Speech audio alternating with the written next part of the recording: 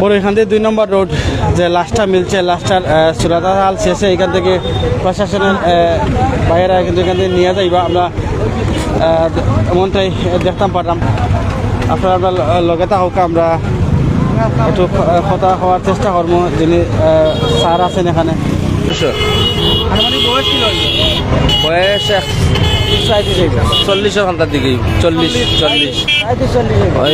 হইব। এগুলো সঠিক কইতে পারলাম না, আমরা এখন খবর পাই এই কারণে আইছি। আমরা 9টার দিকে খাজু যাইতে সময় দিয়েছি, অন্য ভালো ওইটার দিকে দেখছেন সকাল 9টার দিকে যাচ্ছি। এখন এই প্রশাসন তুলছে না, তুলছে বস্তা বিদ্যুৎ ঢুকাই আছে, বস্তা এখন প্রশাসনে বস্তা ফাটছে, ফাড়িয়া দেখা গেছে মুখ বান্ধা, রশিদি ফাও বান্ধা, হাত বান্ধা, হাত বান্ধা, পা বান্ধা, মুখ বান্ধা, মুখ পলিথিন দিয়ে বান্ধা, দেখা যান না, মুখ দেখা যান না। আমি দেখছি ভাই পুলিশে তুলছে, লাশটা তুলা বাদে তারা কাঠিয়া বাগরছে, রসুসি বান্ধা, এবার উলঙ্গ পারে পলিথিন দিয়ে মুখ বান্ধা। বিরোর ভিতরে কিন্তু লাশ পলিথিন দিবে চাই লইছেন। জি না, ও কুলা হইব। পুরুষ না মহিলা? পুরুষ পুরুষ পুরুষ। বয়স কি লইব মানে দেখছেন? বয়স আমি যে আত্মাও দেখছি, আনুমানিক বয়স হইব আপনার 40 থেকে 35 থেকে 40।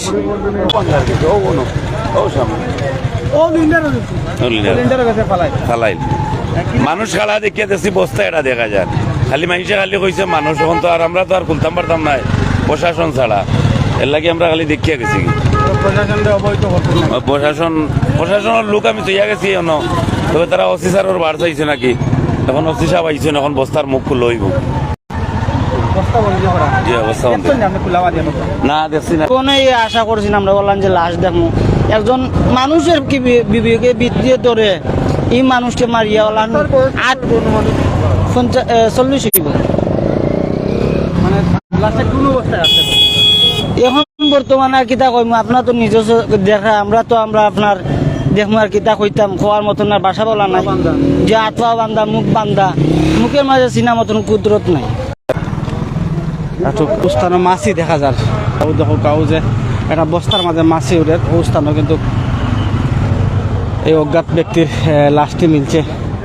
ওই আমরা একজন পথচারীর মাধ্যমে ওই আমাদের থানায় ইনফর্ম করে পরবর্তীতে আমরা মোবাইল টিম পাঠায় পরে দেখলাম আর কি। আলোতে তো যেহেতু রাস্তার পাশে এটা তো দেখাই যাচ্ছে, হয়তো আমাদের ধারণা রাতের আধারে কেউ গাড়ি দিয়ে ওই জায়গায় ফেলে রেখে চলে গেছে। তা আমরা তো এখন এসে তারপরে যে বস্তা থেকে এটা আলাদা করলাম, খুললাম, খুলে দেখলাম যে একটা পুরুষ মানুষের লাশ। তিনি অনেকেই আছে, কেউ এখনো চিনতে পারে নাই।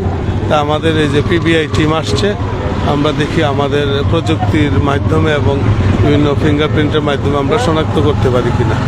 ধন্যবাদ।